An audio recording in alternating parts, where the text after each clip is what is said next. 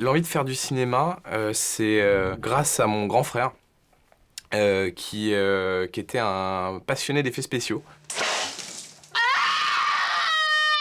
Tous les mardis gras, quand j'étais en CE2, depuis tu vois, même le CE1, j'étais genre toujours, je faisais peur à tout le monde, quoi. Parce que moi, j'étais celui qui avait des trucs, tu vois, j'avais un troisième œil, un nez pété, un stylo bic planté dans l'œil et tout. Mon frangin, c'était son grand kiff, c'était de faire flipper ma mère, de faire des effets spéciaux et de courir d'un coup, tu vois, recouvert de sang, tu vois, avec un doigt arraché, et tout. Et ma mère, la peau, on l'a fait péter les plombs, quoi. Mon désir de cinéma, en fait, déjà, il est né d'une frustration. C'était avoir accès au film était très compliqué. Ce n'était pas du tout à la même époque qu'aujourd'hui, où en 3 clics, on télécharge tout ce qu'on veut. Nous, on n'avait pas de magnétoscope, donc on n'avait pas Canal+, c'était le début de Canal+, qui commençait à passer des films d'horreur. Je me souviens avoir vu Conan le Barbare en crypté. Je commençais à regarder les films en crypté, en fait. Et aussi, c'était en parallèle avec les découvertes de Mad Movies en CM1, je crois. Donc, ouais, très jeune, j'avais échangé un Mad Movies contre des pif gadgets à une copine, je me souviens très bien. Tout de suite, c'était la révélation, quoi. Mais quel aurait été notre parcours si justement on n'a pas eu un peu aussi le côté un peu frustrant de pas tout voir, chaque film était un peu une sorte d'Eldorado, trouver la cassette. Moi je me souviens, j'ai galéré des années avant de voir La Colline à des yeux, quoi. C'était vendu très cher à l'époque, les VHS. Du coup l'impact était encore plus fort sûrement. Ah la vache, quoi. Ah, La Colline à des yeux, mec. Alors, attends, tout le monde s'en branle là, quoi.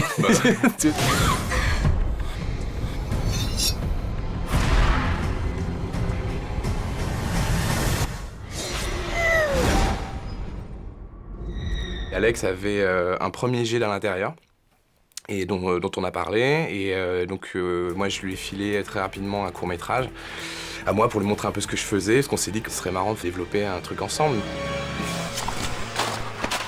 Je cherchais un jeune mec qui faisait des cours pour justement aller démarcher après des prods avec un scénario, avec un réal. Parce que je pensais que c'était plus simple, moi qui n'avais aucune expérience concrète de réalisation vraiment professionnelle. On a tout fait ensemble, donc la réécriture du scénario, au storyboard, en passant par le casting, et après la réalisation, c'était vraiment... on a la coutume de dire qu'on a un cerveau pour deux, quoi. Ce qui est vrai, quoi, parce qu'on on est vraiment en phase... c'est vraiment tout main dans la main, quoi. On avait trouvé la tagline dès la première version du scénario, c'est « Ouvre-moi ta porte, que je t'ouvre le ventre ». Et donc on s'est dit, si on met ça sur l'affiche, c'est qu'on ne met pas dans le film, c'est l'authentique publicité mensongère.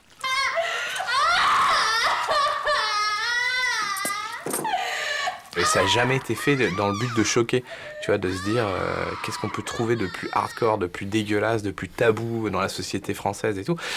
Jamais, quoi, tu vois, on raconte l'histoire d'une femme qui veut voler un enfant qui n'est pas encore né. Donc voilà, il n'y a pas de 36 solutions, quoi. C'est tout à fait personnel, parce qu'il y a plein de qui te diront « Ouais, la suggestion c'est très bien », c'est vrai que c'est très bien dans certains cas. Mais aussi, de tout montrer, c'est très bien dans d'autres cas. Moi, comme je disais tout à l'heure, j'ai été traumatisé petit par les films de Lucio Fulci, qui sont quand même des films très démonstratifs. Donc moi, ça me pose pas de problème de morale ou de conscience pour montrer une femme enceinte éventrée à l'écran, parce que tout ça, déjà, c'est que du cinéma, c'est que du latex, c'est que des effets spéciaux, du faux sang, donc on n'a pas fait un snuff movies.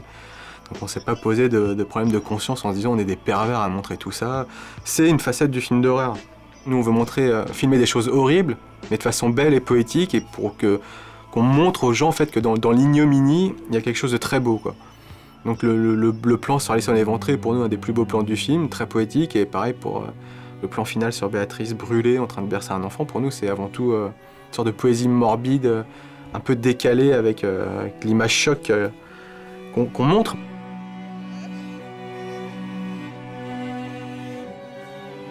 On est très fan de films un peu extrêmes comme les films de Jörg Buttgereit, des films comme Nécromantique, Le Roi des Morts, des choses comme ça, qui sont des films abominables à voir, mais en même temps empreints d'une poésie, mais absolument sublime, quoi. Enfin, on nous l'a pas mal reproché, hein, le côté justement ultra sanglant, ultra gore, et d'en avoir balancé des hectolitres. Quand il me prend dans ses bras, qu'il me parle tout bas, je vois la vie en C'est un film qui est plein d'influences, plein de trucs qu'on aime. Donc du coup, effectivement, on a peut-être fait des mélanges qui s'accordent pas très bien, mais au final, je pense que c'est très sincère, quoi. Nous, on aimait aussi dire que pour nous, la seule image de notre film qui prêtait vraiment à discuter, c'était l'image de violence de banlieue qu'on montrait, parce que c'était là, pour le coup, c'était de véritables émeutes. Donc là, on peut polémiquer, on peut discuter. C'était une façon de dire pour nous, la vraie violence, c'est ça. Le vrai débat, il est là, et pas dans la violence des images qu'on va vous montrer maintenant, qui sont du pur cinéma de genre, et rien d'autre, quoi. Dès qu'il s'agit de cinéma, moi, je peux regarder Irréversible, le viol, sans me dire... oui. C'est insoutenable, oui, c'est insoutenable, mais ça reste du cinéma. Donc, Monica Bellucci, une heure après, est dans sa loge et elle boit un cocktail. Donc, donc, tu vois ce que je veux dire. Et on arrive encore à y penser à ça, heureusement, quoi. Par contre, tu vois, moi, je suis pas du tout du genre à acheter Paris Match pour me gaver d'images chocs dégueulasses ou d'aller voir des exécutions sur le net d'otages ou de choses comme ça. Moi, j'arrive à faire, heureusement, la différence entre le réel et le fictif. Moi, c'est la violence fictive qui m'intéresse.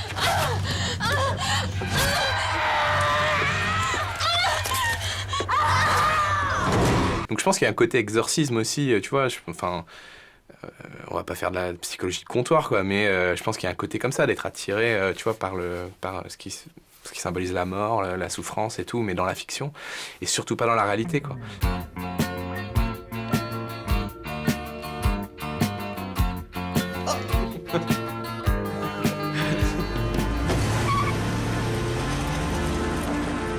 On voulait pas faire un film à l'américaine, quoi, tu vois, c'est-à-dire qu'on voulait que c'est une gueule française, tu vois, avec des acteurs français, on voulait assumer totalement le fait que ce soit un film français, quoi, et se dire, il n'y a pas de raison. Il n'y a pas de raison que ce soit pas crédible parce que c'est pas américain. Un exemple très simple, vous prenez Les Rivières pourpres de Mathieu Kassovitz. Beaucoup de gens ont un peu décrié le film en disant ouais, c'est pas crédible, c'est le bordel, enfin voilà. Et il est trop franchouillard ton film, quoi. Kassovitz c'était super bien défendu en disant mais moi je m'en fous, je suis français les mecs. Moi quand je filme des gendarmes français, je prends des gendarmes avec des habits de gendarmes français, je vais pas les looker à l'américaine. Donc, je pense qu'on aurait plus cette approche à la Kassovitz, réaliste. On n'a pas en tout cas le syndrome de franco-français, de peur d'être trop français. Allô? Il y a une dame très étrange qui est devant chez moi, elle faut venir super vite. Je sais pas ce qu'elle me veut, elle connaît mon nom, elle connaît toute mon histoire, moi je suis enceinte.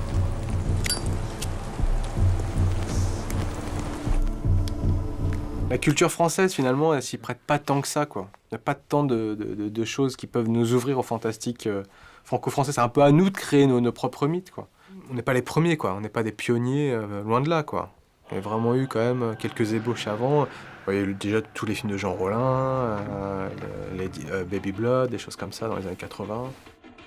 Pour le coup, avant, c'était quand même des ovnis. Enfin, tu vois, tous les films de genre qui sont sortis, c'était hyper ponctuel.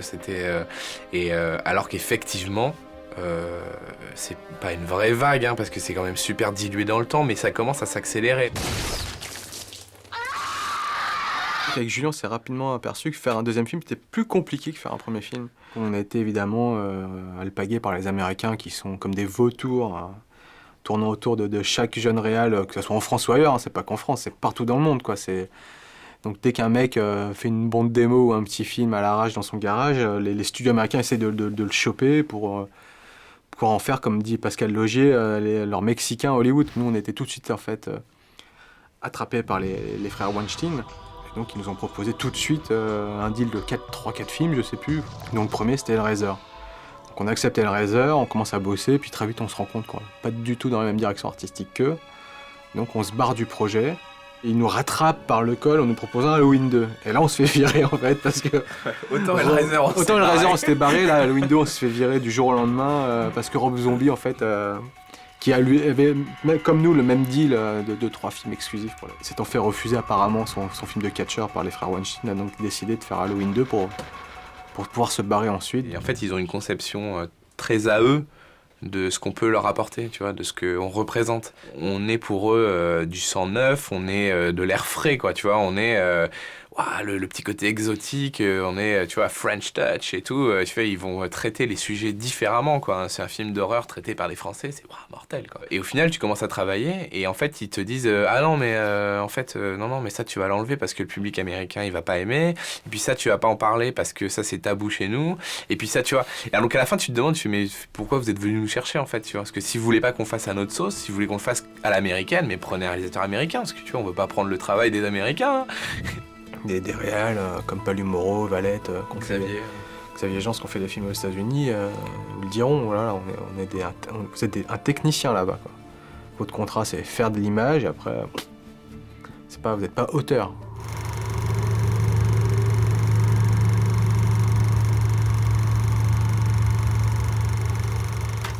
Mais faire un film de genre en France pour 10-15 millions d'euros, c'est quasi impossible, parce que vous n'avez pas l'appui des chaînes. Donc non, ça reste, à mon avis, pas une terre sinistrée, mais parce qu'il y a beaucoup de films qui se font, mais ça reste toujours des films à 2 millions, quoi. Les producteurs sont les mêmes que partout dans le monde, c'est-à-dire ils veulent être rassurés, ils veulent que tu leur sortes, ils veulent une formule, ils veulent voilà, que tu leur dises tiens, bah, c'est tel film qui a marché, bah, moi je te propose un film, c'est pareil, tu changes les comédiens et tout, mais voilà. Et ça c'est un truc qui est réel, c'est la réalité de ce métier, c'est-à-dire qu'il y a plein d'investisseurs qui ont peur de se lancer, alors que c'est quand même le fondement de ce métier. Donc voilà, pour l'instant on tient bon, mais c'est vrai que c'est super compliqué, on n'a qu'une envie, c'est de retourner sur les plateaux, on a envie de raconter plein d'histoires, quoi. Et comme disait Alex, on est ouvert à tout, quoi.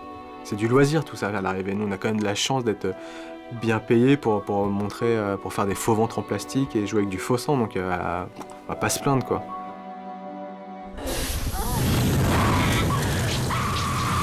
On pense le cinéma d'abord comme du divertissement, hein. Et on est attiré de toute façon.